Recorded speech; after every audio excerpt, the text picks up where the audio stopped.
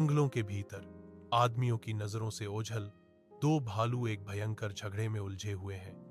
उनका गुस्सा बढ़ रहा है। बड़ा साहसी भालू दहाड़ता है। उसकी आवाज जंगल की नींव को हिला देती है। छोटा चंचल भालू जवाबी हमला करता है। संघर्ष बढ़ने पर उसकी ऊर्जा आश्चर्यजनक रूप से तीव्र होती है।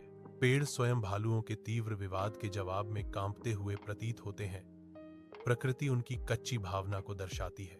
एक जंगल के घास के मैदान में दो भालुओं के बीच एक भयंकर लड़ाई छिड़ जाती है। उनकी कच्ची ताकत धरती को हिला देती है।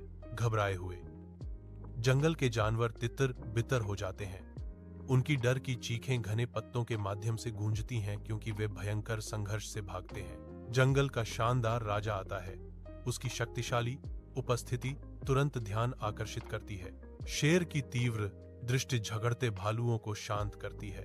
उसका अधिकार उनकी दहाड़ को शांत करता है और उनके गुस्से को शांत करता है। शेर शाही अधिकार से बोलता है, आप दोनों को समझना चाहिए कि हर किसी का अपना महत्व होता है।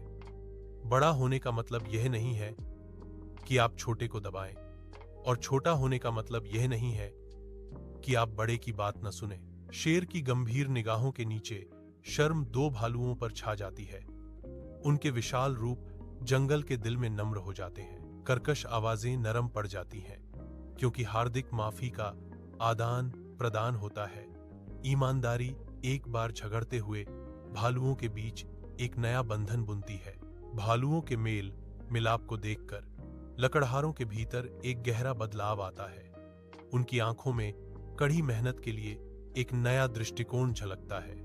जंगल में संतोष छा जाता है, क्योंकि एक बार का आलसी लकड़हारा उत्सुकता से अपने मेहनती समक्ष में शामिल हो जाता है। सभी निवासियों के बीच सद्भाव बहाल हो जाता है।